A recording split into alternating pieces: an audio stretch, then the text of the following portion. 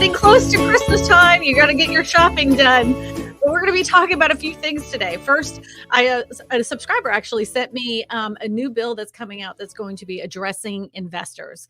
But today's topic is about the Fed and some of the headlines that have come out recently that the headlines are so freaking scary. But then when you get into the media article, it's just like, absolutely ridiculous. Today we're going to have one of our favorite guests back. You guys requested him. You guys loved him the last time he was here, and that's Mr. Ryan Larussa. Ryan, come on down. And you're going to put him up on the screen? Maybe. Oh, there he is. Hey, what's up? Yeah. Hi there. I'm doing great. Super excited to be with you guys once again. I thank you so much for having us. And yeah, it's Christmas time. It's, I'm in short sleeves. It's 80 degrees in Baton Rouge, but it is Christmas time. It is. Ryan recently did something that I did, and that is, you're here to bring him over? Ryan got himself a kitty cat. I did. A kitty cat. I went on a trip out of town, and I came back in, and I had one of those. Yeah, look, I got it. This is our new kitten, and this is ours. This is Atlas. He is very chill. I had Sydney bring him in because I love him so much. He's got a little problem. We got to take him he's got a little cheesy belly, so we have to take him to the vet tomorrow. But he's a really cool kitten. He's a really cool kitten. I suggest everybody get a cat for the holidays. He's laid back. Hundreds that need adopting. Look, there we go. Yeah, there she is. Look at that calico cat. Isn't that pretty? Isn't that pretty? Sydney brought him in for me, I think. Yeah, she's going to bolt out of here. But all right, so our first headline is today. It actually came out from Fortune magazine, but then Fortune put it behind a paywall. So I ended up finding it on Yahoo News. And Eddie's going to be pulling this up on the screen because this is the most sensational headline in the whole entire world. And then when you read the article, I actually heard about it on the Bearded Men of Real Estate. I don't know if you've seen their podcast, but they were talking about how ridiculous this was. and here it comes. Here it is. Fed's housing market reset has officially set off the second biggest home corrections of the post-World War II era. I mean, that is like, wow, right? In June, Fed Jerome Powell told reporters that the overheated housing market, which saw a U.S. housing prices rise over 40% in 2 years, needed to reset. And higher mortgage rates, he said, would slowly bring a balance to the market. Okay. And he said, we saw home prices moving up and very, very strongly for the last couple of years. So that changes now. I'd say if you're a home buyer, a young person looking to buy a home, we need a bit of a reset. We need to get back to the place we were where supply and demand are meeting with one another. All right. But you got to remember the headline, right? It's the worst since World War II era. All right, Eddie, go all the way down to where it finally gets to the point of it. There it is. Did you find it? I had it highlighted. He might have missed it. No, that's not it, Eddie. No, that's not it, Eddie. That's not it. All right, it's right here. Oh, here it is. Right, the interactive chart. Oh, here it is. It's true that we're in a housing corrections. It's also true that homeowners at large are still doing quite well. In fact, well might be an understatement. So far, the housing correction is a 2.2% dip in prices from June to September and has only taken a minor bite out of the pandemic housing boom's massive 41.29% run up in prices since March of 2020. Home prices are still up 38.33%. Not only have home buyers been shielded from rent shocks, many have also benefited by refinancing in the 2% and 3% mortgage rates during the pandemic. Ryan has said this. We said that in the last one. That article headline was such baloney. And then when you get into it, it literally contradicted the hell headline. Everything was just fluff and utter sandwich. Yeah. I agree with that. I mean, I think it was, I don't even know the exact dates. You can correct me, but let's say a month ago I was on, right? We were talking about, at that point we'd had another rate increase. Well, and I'm going to use numbers just real simple for us. Let's say that even 30 days ago, which is about the time I was on, we were in the low sevens. Guess where we are today? 30-year fixed money was in the low sevens. Just take a stab at where we were Friday when I left around 4:30, 5 o'clock. Sixes. Yeah. So 1 full percentage point lower. However, what's been happening with the last several times the Feds have met, including what's going to happen in December, they've increased the federal funding rate. Okay. Right. And so as you've seen, and as we consumers have seen, inflation is starting to finally, thank the good Lord, peak and now coming down, which is why mortgage rates are coming down. But I'm going to tell you right now, and I said this a month ago, the market that I live in, and I do business in Tennessee, Texas, Mississippi, Alabama. We've done some stuff here recently in North Carolina, is exceptionally well. People are out, and not just a little bit, they're out shopping and doing because of the price of rents and what's going on with the rental market. So those type of comments and articles are it's crazy. But it's just like the comment that he made this past week or so when they met. Both the bond market and the stock market loved it. And the bond market was up fantastic. The stock market was up almost 800 points.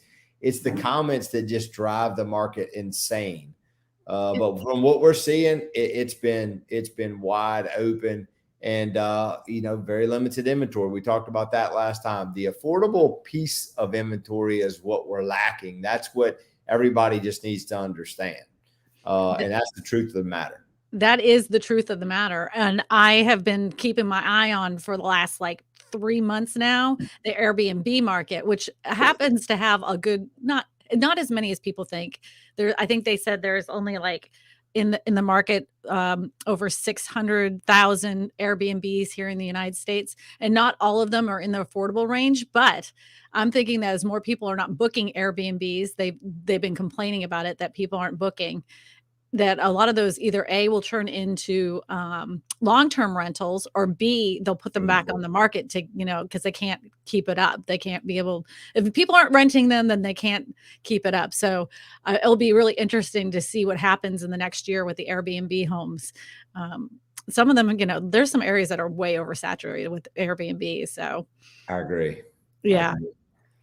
But they're talking about, some people are like, oh, well, the Airbnb market's going to make the housing market collapse.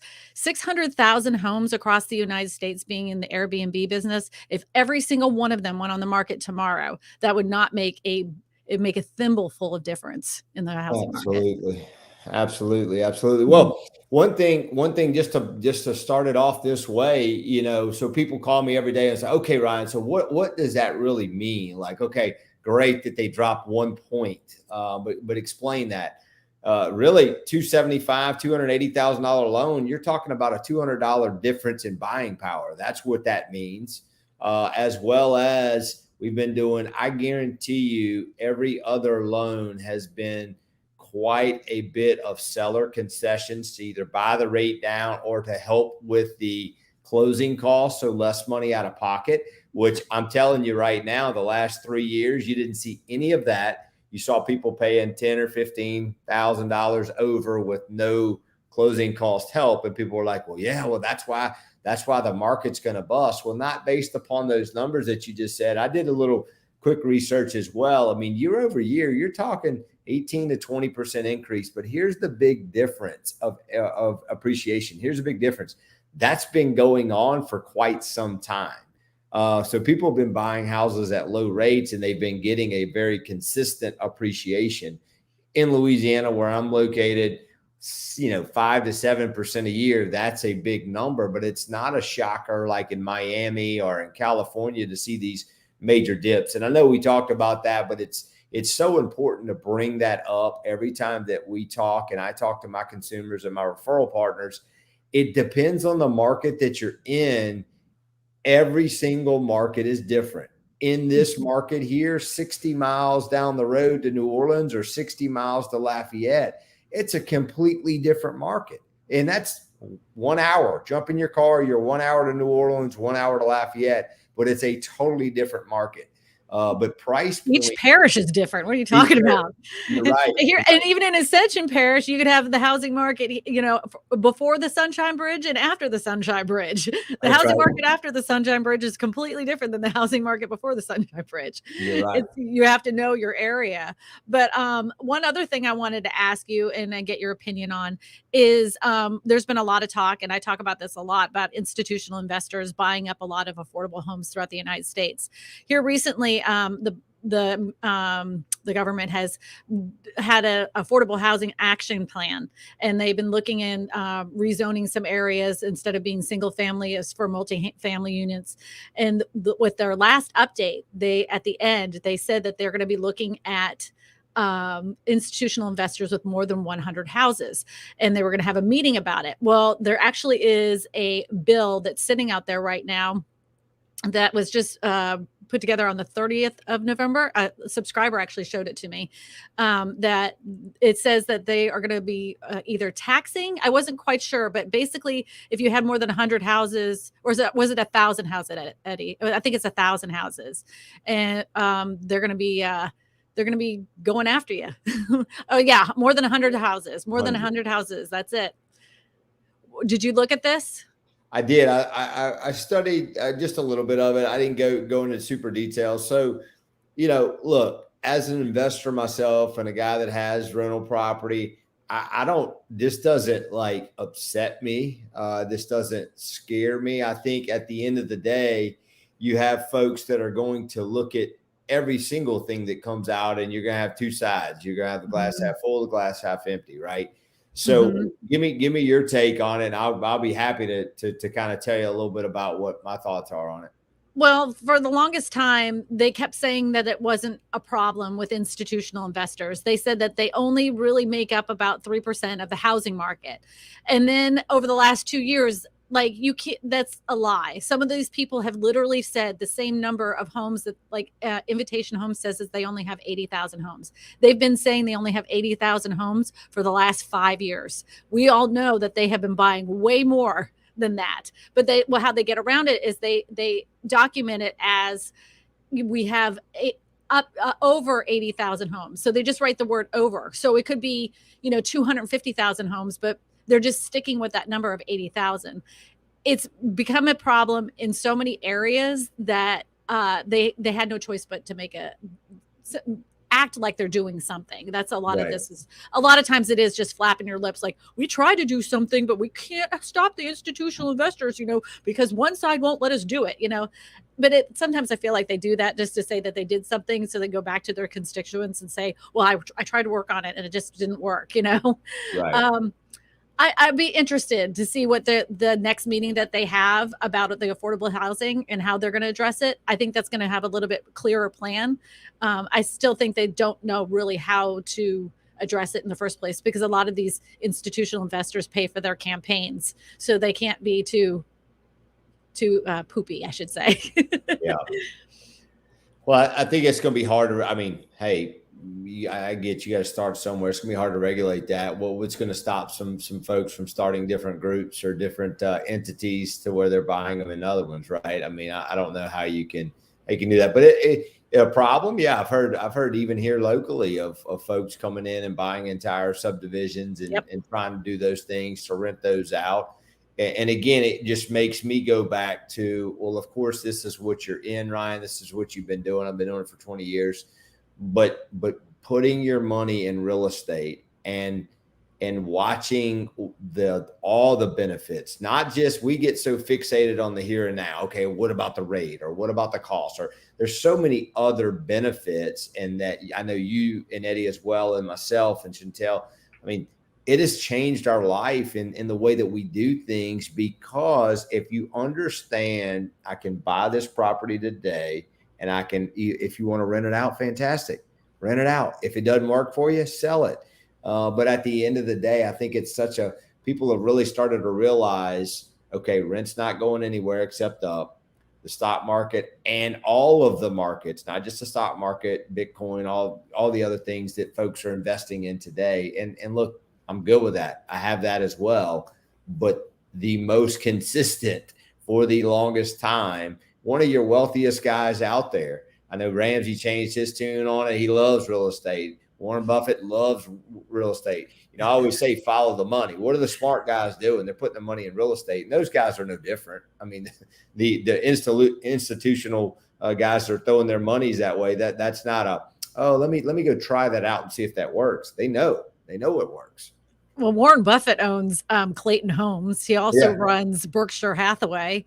Right. I mean, he's all wrapped into real estate. If you count it all up, I bet you he owns more real estate in the United States than anybody else. If I was to put a guess on it, I'm not 100% sure about that, but he owns a lot of real estate. The problem is that it's gotten out of hand, especially like in markets like Atlanta. I was talking to real estate agents, and every single deal that they had institutional investors buying up homes. So many, and they were cash.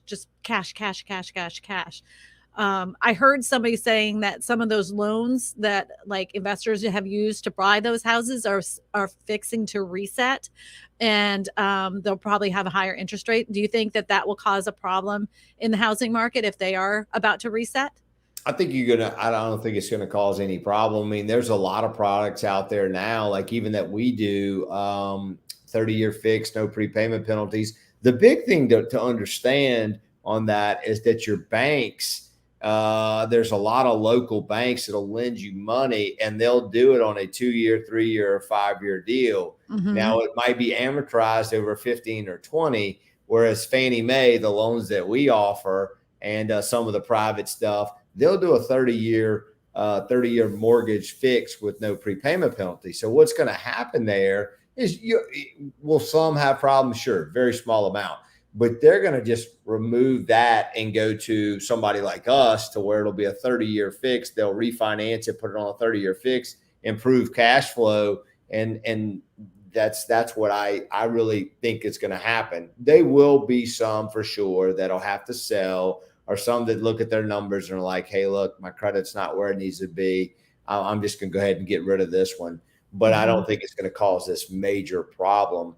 As what a lot of folks think, because again of the equity position that they're in. And people say, well, yeah, but what if the market that they're in is corrected? Well, it hadn't had time, and it's not going to correct enough in the downward way to where it's going to make this major problem. I don't see that to happen. I think markets like Austin, Texas, and Phoenix, Arizona, and even Las Vegas, who's always kind of Phoenix and Las Vegas always have this issue whenever the housing market goes up. They're going to see more of the significant hit from any kind of correction, because they do have so much more new home construction in the area, and the houses. It always seems that like once the houses prices go up in those areas, they just every day you turn it on, you turn on the streets another $10,000. They just overinflate so quickly. Right. I think those areas are going to be hit a lot harder. As Stevens has a question. I recently spoke to my wife's aunt, who she never met us before, who happens to be a real estate agent. She's saying the prices are going to go up still by now. Is she trying to scam us? I can't answer it because I don't know the numbers for your area, so I can't answer that truthfully.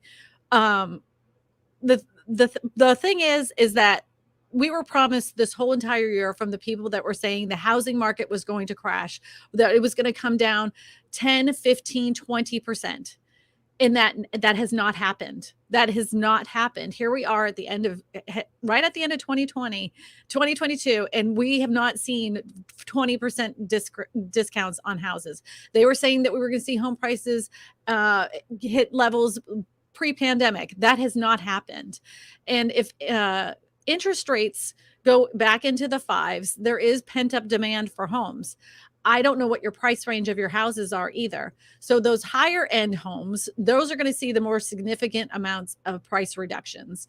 I mean, we have plenty of McMansions that are across the board. But if you're looking for your traditional 3-bedroom, 2-bath houses, that's going to be more difficult to find. So in that market, even in some of the hottest markets that have been seeing the most significant drops, like Boise, Idaho, they still are very strong in that affordable housing. There's barely anything out there. Those houses, those prices have been staying firm. So I would definitely ask her for something called a CMA, cost market analysis, and ask for the real numbers, because data doesn't lie. That's right. No, that's a great point. I think you're spot on. I would echo the same thing. I would tell you in our market here, every weekend, this weekend was no different. Yesterday, I was in Jackson at a cheer competition with my daughter. My phone's ringing off the hook.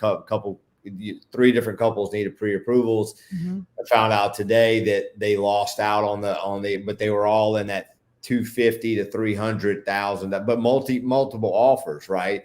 And so I'm not saying prices are going up, but I can tell you they're not going down. They're not tanking. No. I've been saying that we were going to stay in a stagnant market and the great stagnation for quite some time. And it kind of held true this year. I was right about that.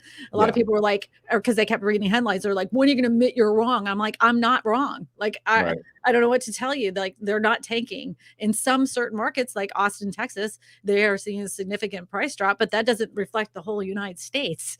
Right. I mean, like, that's just a small market. But it said, oh, employment is up, people are working. And that is the one thing I have is maintained the whole entire time, which is if the jobs market tanks, then we'll see home prices, which will take some time, come down, because people that can't afford to pay their mortgage will be most likely, just like it happened in the last housing crash. You know, people lost their jobs, they got laid off, and the jobs market tanked, and so did housing prices. So in the meantime, they're up. What do you think about that, Ryan?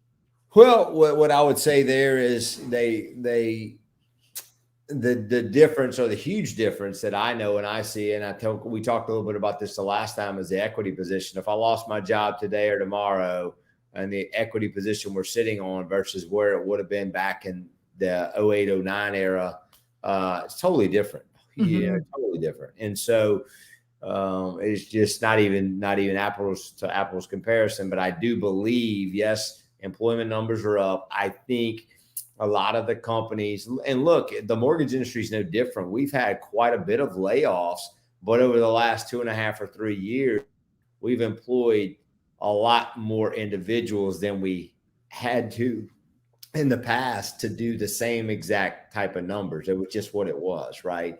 And so I think you're seeing those up and downs. You know, you turn on the news and you see these major companies having these big layoffs. The question that I always ask first is, well, how many folks did they have pre-pandemic, right? Because I think that's the thing. The last 3 years are not a great indicator of where things are normal. Those were not normal times for anybody, any of us. We all lived through it, thank the Lord, but that wasn't normal. We got to go back, and my team and our company are looking at 17 and 18 numbers, because that's a realistic thing to kind of look at. You know, in 2016, Kristina, you know, you live here. We faced a terrible time, with the flood. And I know, again, going back to every market, I just think that we got to be careful not to take the paintbrush out and just paint it over. But that's what the media does. You've got to get, like you said, with your local agent, your local mortgage lender, to get some accurate information of what's going on in and around your area. And is it the right time to buy or to go ahead and invest in real estate? That's the key, guys. That's the thing that we really got to focus on and hammer down. The benefits of home ownership haven't changed. They're not going to change. They're only going to be more magnified in a great way as you look at the Airbnb, which I own a couple of them. Some rental properties, I own a couple of those as well. But that number is the instability number. If you own a piece of property, you've got equity, you've got the appreciation, you've got so many benefits that we've just got to kind of break down what that looks like for you and your family. And that's what we do. Right. But like, the thing is the thing about the headlines at the beginning of this year, they were saying that we were going to see home prices drop 15-20%. Sure. And then here we are sitting at the end of the year, and we're is at 2.2%.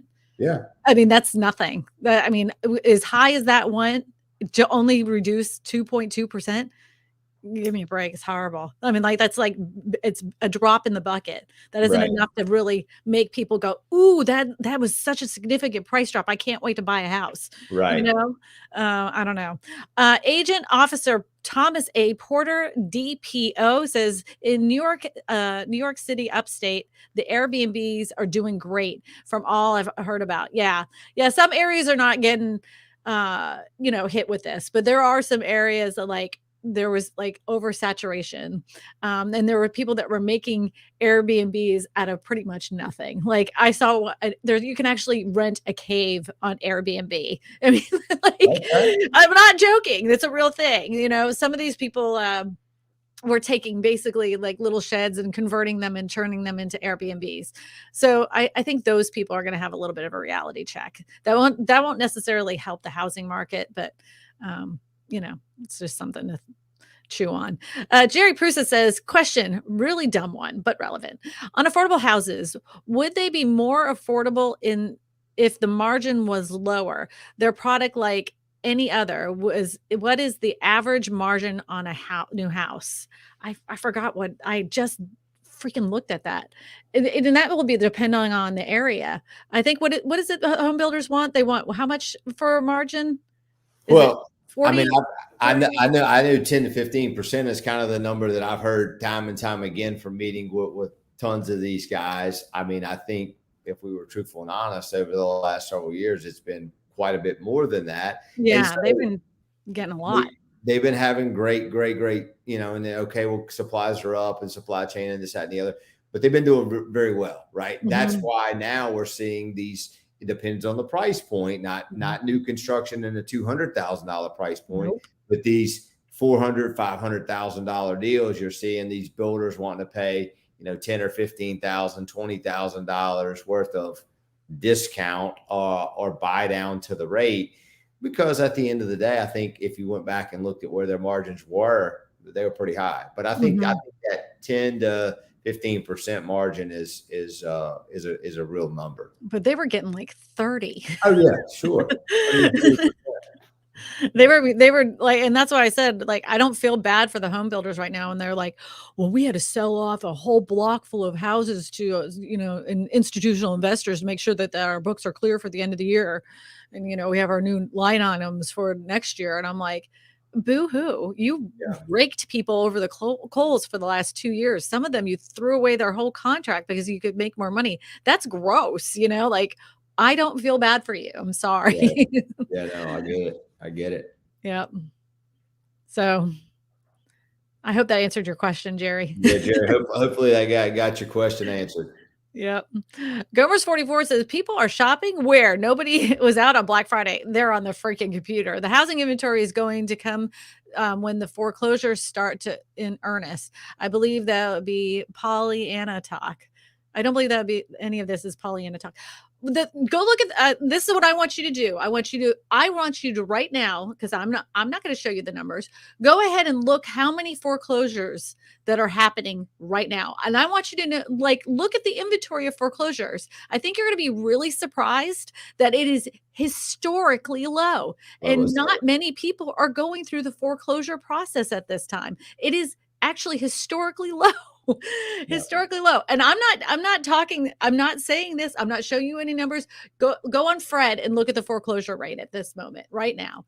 And that the reason I keep maintaining the only way that housing prices are going to tank is if the jobs market tanks, but they still have to eat in their equity first, because a lot of these people got like 40% equity in their homes over the last few years. So they can take a $20,000-$30,000 reduction on their house and still walk away with money in their hands. That did not happen with the last housing crash.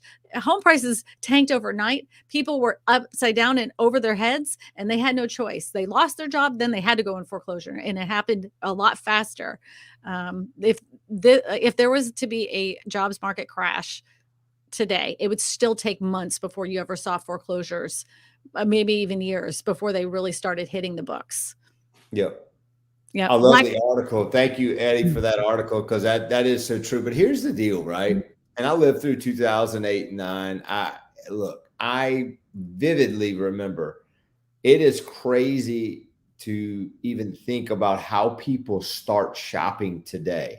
Mhm. Okay. And I've been doing this for 20 years, but in the housing industry, people start online. Okay. Then they Mhm. find their agent online. Most of the time they find their lender, therefore online, or whoever their agent goes to show them. And then wherever that goes is where that transaction pretty much goes, which is totally different than where it was even 3 to 5 years ago. You would walk into an open house, you would meet somebody at an open house, and it was more of a face-to-face contact sport. That's just not the way it's done today. And that article just proves it. I mean, it's however you want to look at it, but we service our loans. We have about 89,000 clients that we service, and our foreclosure rate is the lowest it has ever been in 22 years. 22 years. So and look, that's the matter because of what we know. More people now, and this another stat that you need to go look up as well. Look at how many people are sitting on the equity and how many houses are paid off and free and clear. And that'll blow your mind right there. Yeah. The average loan to value is around 42 to 45%. And you're sitting on about somewhere between 25 and 35% of homes that are paid off free and clear. Like you talk about how people have changed in real estate. I remember it was 8 years ago and I was scolded because I didn't want to make an ad in the phone book. I'm like, Yeah. who uses a freaking phone book? Like, oh no, I mean, like, and the ad was super expensive. I'm like, I'm not putting an ad in the phone book. They're like, you're closing yourself off. This is a great way to advertise. I'm like, oh no, I'll just make a Facebook ad for $10. Thank you very much. Like, Thank you. I didn't put my name or my business name in the phone book. No. So dumb. It's a different world. It is. It's hard for people to get their head wrapped around, especially when we live in a very small town. So that's Baton Rouge is big, but it's small. Yeah. Sherry has another question and says, has anyone else heard about the vacant house tax in their area? I actually talked about this, Jerry. So it's in California. They were talking about it. I think it was San Francisco, or was it Santa Monica? Anyways, it began with an S in California. There it is. San Francisco, I was right, is the latest city considering tackling the housing crisis by taxing empty homes. So they have a record number of vacant homes. I think it was like maybe they'll even tell you how many, like 160,000 or something like that.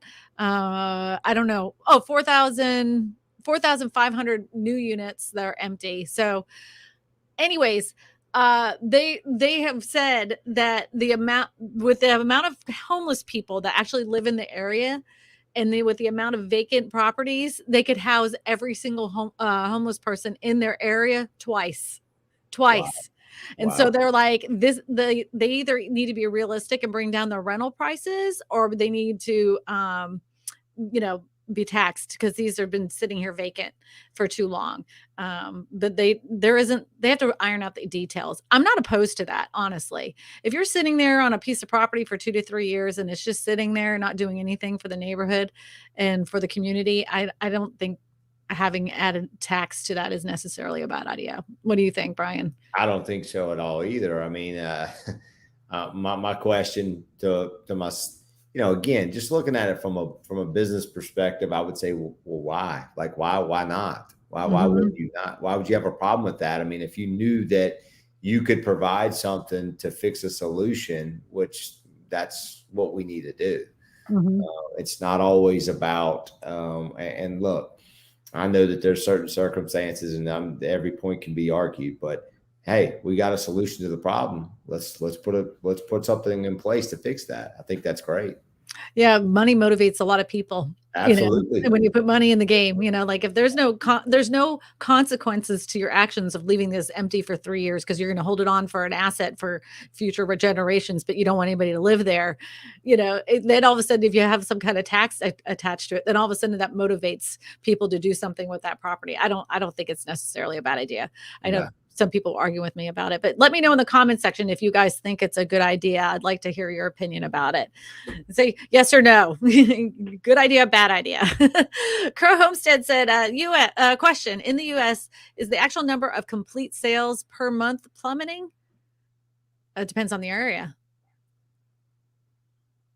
completed sales, uh, -5.9%. More potential home buyers were squeezed out from the qualifying for a mortgage in October 2022 as the mortgage rates climbed higher, with the impact of greater expensive areas of the country in markets that witnessed the significant home price gains in recent years. So Here's the areas that had the most gains have lost the most. yeah. The existing Here's what I would say to that too, and being in the trenches every single day, working with homeowners and builders and investors and all that good stuff. Here's what happened, in my opinion. We started seeing a little bit of a slowdown comparative to where we were, and I'll give you just some broad numbers. Let's say we were closing, which from January to June, we were closing about 45, 50 loans a month. That you started to feel a little bit different. It went down to maybe 30, 35, right? And so you started feeling that, which takes a bit of time. But the consumer, for the most part, the deals that we've seen fall out, and I deal with folks all across the country and I'm coached and all that other stuff. And so I talk to a lot of folks. People get scared. And what you saw in that September, October timeline was massive jumps in rates, which has already been corrected of what we just opened our conversation up at the beginning. Rates were in the low to mid sevens. Now rates are you can get a rate like Friday. I locked in a guy. He paid a little bit of money to buy the rate down, but he was in the fives, guys, upper fives. So if you're talking about a 2% swing, you watch what happens to that number. And I'm not this, hey, pie in the sky. I'm just being factual. A percentage in rate, which we just talked about on a $280,000 loan, is $200. But what we saw when rates went the opposite way up, the reason most conversations and most deals fell apart was because the consumer was scared. It wasn't because they couldn't afford it. It was because they were scared, because they look at their stock portfolio down 10 or 15, 20%, however they were invested. And then they were listening to the news and seeing the rates headlines. They just flipped. Worst since World War II. Since World War II. Right, I'm out. So now we've actually seen a lot of these folks in the last several weeks come back in the market again. It's wild, man. I'm telling you. I want to address this really quick. And it says, all due respect, it sounds like a way to drive housing sales. I should be able to hold a house like any other investment or asset. Bad idea to give it away housing to homeless. I wasn't saying giving it away to how I was not saying to give the housing away. Absolutely not. What I was saying is that statistically wise, they were saying with as many vacant homes there are in the area, that is double the amount of people that are actually homeless that live in the area. I was just showing that as a statistic. I'm not saying to give your home away, but if you're going to sit there and let it sit there as an asset and not do anything for the community as a whole, I am sorry. I think you should be taxed on it. That's just my opinion. That's just my opinion. That actually happened in a couple provinces in Canada, because they had a huge influx of foreign investors that came in and bought up a lot of homes, making the home prices go up like hundreds of thousands of dollars. And it became really a big problem. So they started taxing people, because there were like, you go into a neighborhood and every 4 houses were vacant and there was only one person living there. And, it was craziness. So they had to do it. It was just gotten to be too much. Vivian said, question, how low can you bid a low amount for a HUD home store home? What is their prices for? It always seems high. Is some bids and then the highest bidder gets the home, or can you bid be rejected? Okay, so I've done plenty of HUD home store homes, but usually within the first 14 days is open to individual buyers, the person that's actually going to live there. Then they open it up to investors. Yes, you can negotiate the price. I suggest that you have your real estate agent do a CMA, cost market analysis, to show the value of that house in that specific area. Always put in consideration of any kind of improvements that need to be done, like if there's any kind of air conditioning, roof, whatever. And then put your offer together. They will negotiate. They will negotiate with you as an individual buyer much faster than they'll negotiate with an investor. If you're buying it under an LLC or any of those corporations or anything like that, they kind of are a lot colder. But if it's a person, they'll work with them. They'll work with them a lot. Like I've had somebody that was like, well, they needed another $1,000 in closing costs or it wasn't going to work out. And we went back and forth, and they did. They gave them another additional $1,000 in closing costs, which shocked me to death. This was in 2009. So I'm sure they were just trying to get these off the book, but it can work out for you. And I think if you looked at the Affordability Act that just came out, they're looking to increase the amount of days that institutional investors or corporations can bid on those houses. Instead of 14 days, they're looking at 30 days before they go out to the open market for investors to purchase those houses. Did you see that plan, Ryan?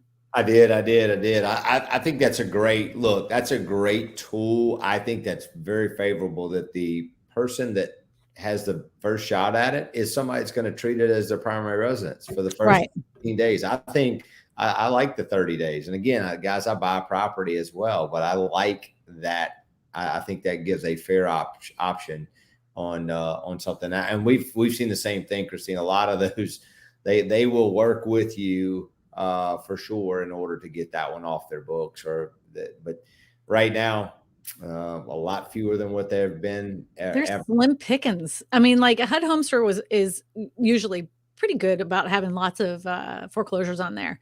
And there's been slim pickings for a lot of places because I talk about it all the time. People say, I can't find one on there. I said, the thing about HUD home store, and this is true, is that you have to go on there every freaking day, every day. Because as soon as there's other people that are sitting there waiting for a foreclosure to hit the market on that site too. So constantly be checking. If you know exactly the city you want to live in there, I would just be checking that sucker every day. Just go on there first thing in the morning, go on at lunchtime, and at the end of the day, 3 times a day, just to see what comes up. Because they actually have some really great houses. Some of them might even be brand new. I did sell one that was brand new. They only lived there for 4 months. Guy lost his job, went in foreclosure. And it was, they were able to purchase it. That I barely even lived in. My professional life moved me from around in life. I never rented. I bought historical homes only, restored them from the start to finish. In my 7th home, I never going to buy again. Yeah, I hear you. I hear you. I hear you. Fantastic. Yeah. I've rented. I did. My first apartment was tax credit housing in Castleberry, Florida. I lived there. I couldn't wait to get out. Couldn't wait to get out there. But hey, when you're young and newly married and you're broke, that's what you do. You just gotta. You got to do what you got to do. Jacqueline Smith has a question. 30% of our market sales in Phoenix last 2.5 years have been iBuyers and institutional investors. See, Atlanta's like that. Phoenix, Arizona's like that. I haven't heard I know obviously they're in Austin, Texas, but there were so many individual buyers that were buying up homes in that area that like the investors they were fighting for their life for homes out there. But I know Vegas too, Vegas also. But even prior to the pandemic, and I had Jeremy Knight on here, I was telling him that Tesla was buying houses in that area before they even announced that they were going to be there. And I showed him because it was an article that was buried like on the 3rd page of Google. And I told him, I'm like, these, a lot of those companies are buying up those homes in the area. And he was like, oh, wow. And then all of a sudden it became like headline news. Right. And I'm like, I've been saying this for years. Yeah. Yeah. They buy up homes for corporate, the corporations, like, hey, you can live here. We have a house for you. Just move on in. Exxon does that. There's a lot of folks that do that. I mean, again, thinking about it from a business standpoint, I mean, a lot of folks or a lot of these companies will buy them and they'll fully furnish them for their executives and things like that.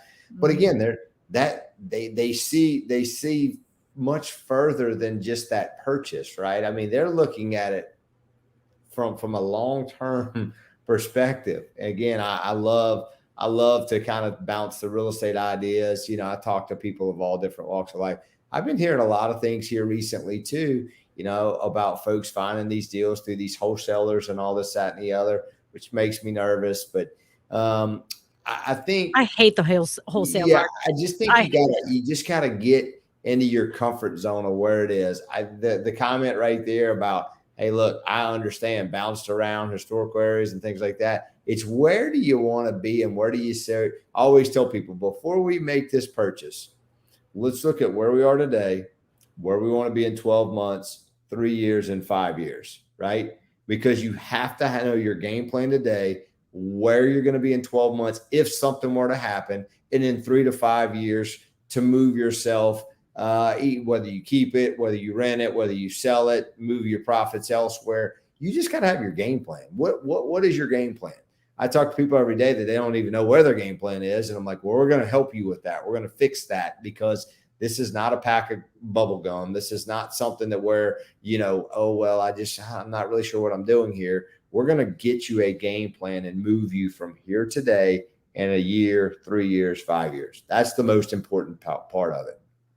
True. I have to tell you, I've hit a hot button by saying that you should be taxed because you leave it empty. John Oh, Newberg says you are paying the taxes on the property already. You are part of the community. As long as you're maintaining the property to the neighborhood standards, I shouldn't have to pay an additional tax on my vacant property. Well, you are entitled to your opinion, my friend. I yep.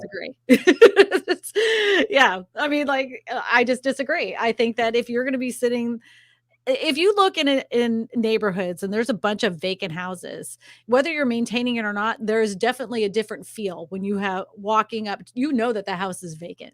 It feels different. Right. And I think that changes the feel of the neighborhood altogether. So I also think that every HOA should have uh, covenants in there that says you can't have X amount of rentals in your community. Like it can't be more than like X 10% or 20% of the homes in the neighborhood can't be rentals, because I don't care what you say and how good your rental people are, they still don't maintain a home the same way as a person that actually owns it. That's just my opinion. Diamond Rush Media has a question. When property taxes are due this spring, will that give a truer picture? Do you think that there's going to be a big adjustment to now? I've heard this before too, because I was talking about last week. I was saying, like everybody wants to pit generations against each other, and everybody's pissed off at the baby boomers because they're not selling their little homes and people want them. And I took a step back and I started thinking about it after I saw a woman talking about that she can't afford to sell her house. Right. It's Where's she going to impossible. go? First of all, where's she going to go? And secondly of all, the reason she wanted to move was because her property taxes had increased. But then when she went to go look at a facility to live in as an older person, the cost of that was ridiculously Yeah. expensive. So she has no choice. She has no choice but to stay in her home. But again, her property taxes are really high, but that would be more successful for her to try to budget with that increase in taxes than it would be to try to find somewhere else to live. That's why they're not selling. But that being said, our area does not, like, every area is going to do their property taxes a little bit different. If your home valuation went up, 100,000, 200, 400,000, that doesn't mean that your property assessed value is going to go up that much in 1 year. It just doesn't. But some areas are going to be run different. So that's going to be area specific. What do you have to say about that, Brian? Well, I'll speak right to it, because I can't make this up. I was in my office yesterday going through all of our tax bills, because in Louisiana, our property taxes are due now. They're due before the end of the year. And so I looked at a lot of the bills it made me think, let's just kind of go back and see, and kudos to us. None of our tax bills I didn't see any significant increase. And I even went back as far as 2017, just kind of looking through records. Okay. So I think it's definitely specific to your area. But I mean, look, I didn't see anything, and I was shocked. I'll be honest. I was like, I wonder how much this has went up, because it's been a year since I paid the property taxes on those properties. But I was pleasantly surprised. Small increases, nothing crazy, not compared to the amount of money that I've made on the equity position that house has increased, I can tell you. Right. And a lot of our clients felt the same way, because, the copy of the bill goes to them and to the mortgage company. And so I get these phone calls as well. And then when I'm looking at the bill and looking at what we escrowed them for when we set the loan up, nothing significant. And that wasn't just in Louisiana. That was in several of the states that we do business in. So look, property values, I always say, I want my property taxes to go up some. That means my property is increased. I mean, it is what it is. That's part of the deal I signed up for when I bought that property, right? I think that goes back to, you need to know and understand Louisiana, we're getting hammered on insurance, homeowners insurance, and car insurance highest in the entire country. Homeowners insurance, because of all the storms that we've had over the past 3 to 5 years, hammered on that. So it's part of the game. But again, if you look at the big picture, back up, don't get so just generalized on the taxes, because the taxes and insurance are going to increase. That's going to happen. It's going to happen. Our taxes, property taxes, are very low and consider, like, if you put that up against, let's just say Florida and Texas. Yeah, those property taxes are like, they hurt. They hurt. When I moved to Louisiana from Florida, I felt like I won the freaking lottery when I got that tax bill. I thought it was a mistake, but I hurried up and paid that sucker right away, because I was like, obviously someone got it wrong, but I'm going to go ahead and pay this. And then I got the next one the next year, and I was like, well, they're not bad here, It's not bad here. So it'd be interesting. I'm not sure how much that's going to affect the housing market with property valuations. Property valuations go up and down all the time. I thought we were going to see it a little bit more like in Austin, Texas, to see what would happen. And last year it really didn't affect people. Right. So it'll be interesting. Eddie, you can throw up another question on the screen if you'd like, my friend, because I've seen some questions roll through. It's nice to see somebody actually comment on the Facebook side of things, because normally on my Facebook business page, I rarely get people on there. So it was nice to see somebody comment on there. Even though he didn't agree with me, it doesn't matter. At least he was on there watching. I appreciate it. Byron Thomas says, what if the people that own the empty houses use it as a second home or a vacation home? Well, that would have to be in their, like, whatever their tax bill is. Like someone must be living there at least like 2 months out of the year or something like that. Whatever that law, they would have to organize that law for that specific area, because there's plenty of people that have like vacation homes in Florida, and they live in Florida for 6 months out of the year, and they live up north, the other 6 months out of the year. I mean, they would have to decide, the area, the community would have to decide what the special cases would be. I don't have an answer to that. It would be area specific, but yeah, I agree. I mean, there always has to be exceptions to the rule. Absolutely. How does Ryan track the jobs market in regards to me being probably buying and house buying, regards to me being in house buying? How does Ryan track the jobs market in regards to me being and house buying? What does that mean? I'd be happy to answer. Just help me out. I can tell you, just specifically, let's just talk about our current market and what we see. We have a wide variety of jobs in and around our market here, right? It's just what it is. Petrochemical world. Oil and gas down the road. You got plants everywhere. Medical has become I guarantee you, every month I get at least 1 or 2 deals that I close every single month from folks transferring in the medical field, in around our area. So the plants as well, Shell, Exxon, some of these big guys bringing folks in, executives in. So I don't really track that, I don't think, but I do know that we're not just singular focused on one industry that produces jobs in and around Baton Rouge and the surrounding markets that I'm a part of. Well, that's what I think has insulated a lot of areas. And that's something you need to look at for wherever you're going to move, is it a diverse market as far as jobs are concerned? Because perfect example, Detroit, Michigan was the place to be in the United States. It was popping. And then once the car industry took off, that whole city turn to something completely different. Right. And they've had suffered the consequences just by being a one industry city. They did not diversify. So anywhere you're planning on moving, find out what the main drivers of industry are in the area that drives the economy. And if it's just one, it's a one trick pony, that's a big giant red flag. If you're only dependent on oil in that area, that could be a problem. And I've seen it. I've seen oil towns that are just driven by oil. I've seen it hurt their communities quite a bit. But then when it's feasted, man, you're watching all the guys drive their trucks and they're partying it up, and it's a different thing. Clark, the realtor, welcome, Clark. I'm a realtor in Atlanta, Georgia, and I've been working with clients that are scared to buy a house because the media keeps telling them that the market is going to crash. So people have been trying to rent now, and the rental market I'm sure in Atlanta, it's much like here. The rental market, houses are so expensive. Now, if you're in an area that's building a lot of multifamily units, you're going to be seeing rents come down next year.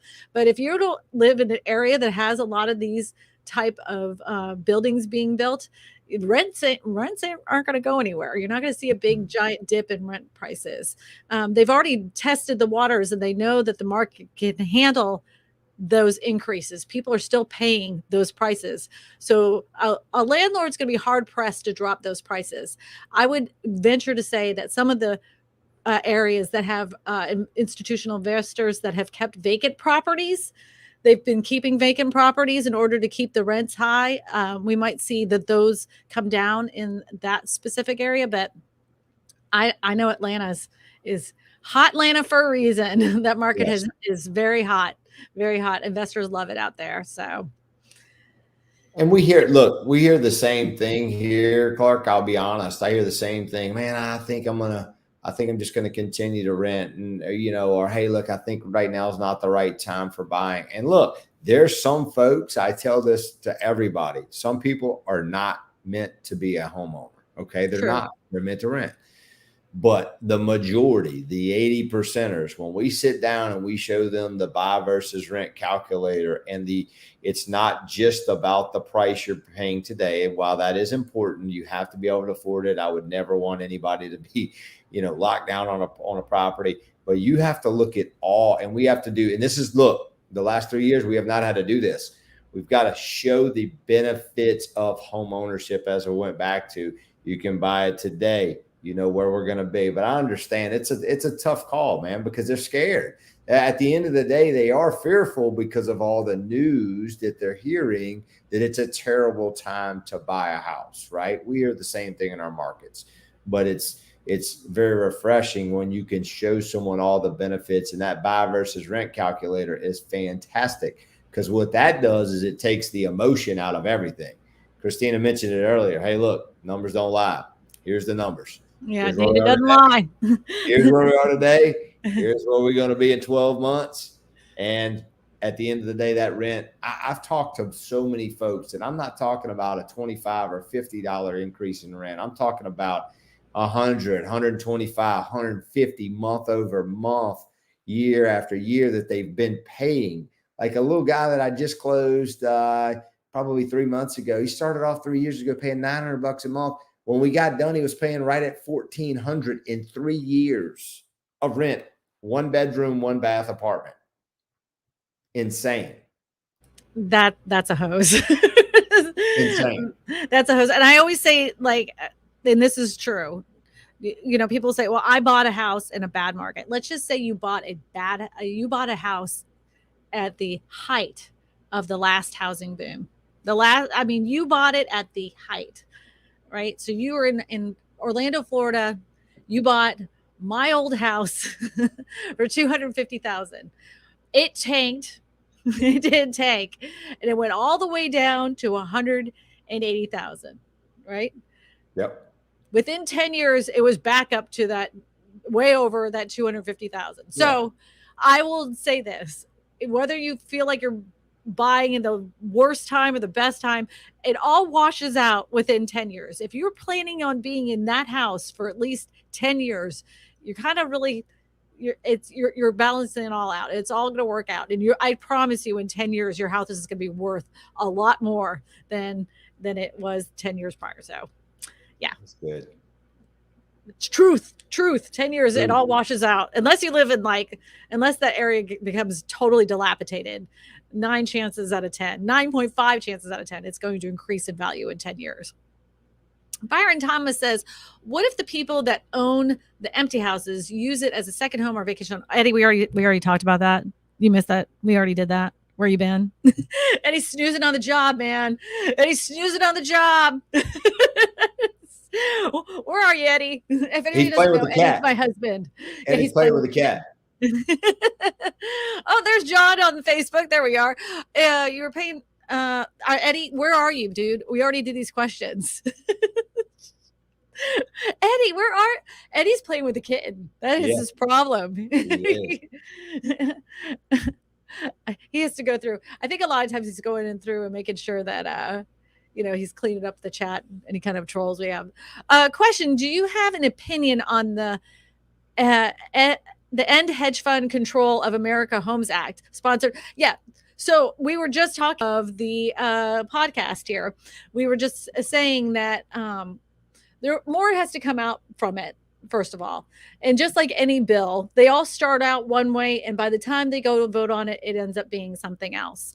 The idea and the premise of it is a good way to start, but I don't think this is the end all be all. There's no way, in my opinion, that the way that it's written now, that it's going to end up being voted on, because the thing is all of these politicians campaigns are paid for by these hedge funds in the first place. So by the time this all comes to, if it comes to fruition and it's voted on, it's going to be so watered down. It's not going to look anything like it does at the moment. What do you say? I'm going to say spot on. I know we talked a lot about that at the beginning. I mean, it's just a lot of moving parts, but again, as somebody that has rental property, I don't look at that as a negative thing. I don't, I really don't, Do you have 100 properties? I don't, but do I think that, if I'm looking at it from the glass half full, could we, with the groups that we have? Sure. And do we that way? Do I personally? No, but collectively, I think that's the thing that we got to be careful on is what, let's classify that. Let's drill that down a little bit more, as you said. I mean, I know it's a start, but where is it going to go from there? That'd be my question. And when my husband and I were talking about this earlier, I said, the thing is that let's just say they're at those 100 properties or those 99 properties.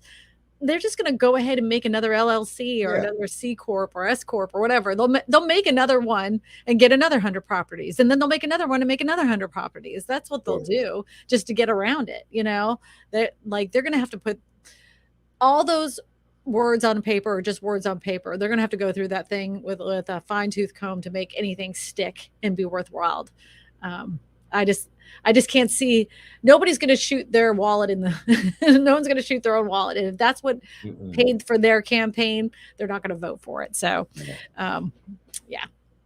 Kristina, stop trying to stir up envy between those that have a lot and those that do not that have a little. I'm not trying to stir up envy. Do you think I am? No. I don't know. No, whatever. I try to see everybody's side of things. I'm a little bit harder on home builders and institutional investors that buy up thousands of houses across the United States. Yeah, I'm not really nice to Blackstone. They're not my friends, and they shouldn't be yours either. And everybody, and one thing people should realize is that if you actually broke down the statistics of people that invested in hedge funds, you would be doing just as fine, if not better, if you just invested in stocks on your own. I just want you to actually do it yourself. Do your own math on that. It's pretty interesting because all the fees that you pay to those hedge funds, they'll eat you alive. And then when everything broken down, you ended up probably doing better if you invested in the stock market on your own. Byron says, we talked about that one too. It was a mistype. It says, how does Ryan track the jobs market regards to lending and house buying? Is the question. Sorry for the mistype. Yeah. I mean, So here's what I do, and I'm a little bit old school, but every single deal that comes through, I track it, I write it down. Look, I'll show you right here. This is no lie. I didn't even plan this, but it's right there. That's everybody from last week that's called me. So last week alone, we had 31 leads that came across my desk. Mm-hmm. So I know where they came from. I know who they came from. Mm-hmm. I know their timeline, and we're having a high level conversation about what they're trying to accomplish. Again, I think you have to go back to what is your initial goal? Why now? That's what I ask people all the time. Like, why not 3 years ago? Why now? Because there's a need today. We've got to solve that need. It's nothing different than when I started in 2001. Guess what the rate was then? 7.875. Guess what? Lots of loans were being done, 11, 12, 13%. That's what it was. 2008, 2009, everything crashed. But I mean, you see these major swings, but you got to go back to tracking in your business and see what that looks like. And I tell all my referral partners the same thing. These builders, real estate agents that I do business with, where's your business coming from? And what's your game plan to actually get face to face with those? Because we said earlier, everybody starts online, right? That's why you think Quicken Loans, the largest, which I love Quicken. Did I tell you all that? I know I told you that last time. I love them. Thank you for Quicken, because everything that they put out there makes you look better. It makes us look like rock stars. They got buildings and they got arenas and all that other stuff. Mm-hmm. You as a consumer, trust me, you're paying for that. Just like Blackstone, we're paying for that if you're part of that. I'm just telling you. So anyway, but you got to have those conversations, and every single life matters. I sit down with people all throughout the week and we talk about it. And I say, look, you're ready today or you're not ready today. You're ready in 3 months, 6 months, 9 months, 12 months. But that's how we go about our business and tracking those and making sure we're on top of them. Ryan's taken care of clients of mine that were buying probably the least expensive homes in our area. And he's also taken care of clients of mine that were buying the most expensive homes in the area. And he'll flat out tell every single one of my clients, the reason I use him all the time is he treats every single person exactly the same. So that's why Ryan's on here, honestly, because he's that kind of person. Critical Thinker says another cheerleader of the overpriced market. I'm not a cheerleader of the overpriced market. No, I freaking hate it. I'm not either. I hate it. And I was complaining for the last 2 years on how much home prices had increased. I was sick about it. To go down the road, and this is the problem. And I've said this 1,000 times. The median income in our area doesn't buy the median priced home in our area. And there's a lot of people that are in those plants working and everything else, and they can't find an affordable house to live. That to me is a major freaking problem. And that's why I talk about it all the time. I am not like, woohoo, thank God home prices are just staying up all over the place. No, I don't want people to lose their rear end on their house. I don't want that. But I definitely would like to see it where we have more affordable housing across the United States, where people can purchase a house, in that 3-bedroom, 2-bath sector and have a home of their own so they could build their generational wealth. That's how I look at it. Amen. That's great. So if anybody wants to get a hold of you, and you service many areas though, how many areas do you service? Don't make me lie, but I do know that I'm in. Just call me. I'll be happy to go through it. Texas, Tennessee, Alabama, Mississippi, Florida. We're about 7 or 8 states right now. North Carolina, I know. But look, if you have any questions, yes, Alabama, yes. Alabama. You're saying it wrong. It's Alabama. Okay. But yeah, if you have any questions, you can feel free. I'm on social media. I'm getting there, guys. I'm not there yet, but I'm on social media. Ryan Larussa, and I'm out of Baton Rouge, Louisiana. I work for GFMS Mortgage. Just give me a shout at 225-214-5153. You're asking for it, man. When you put your freaking telephone number on live air, I love it. Okay. Love it. You're asking for it.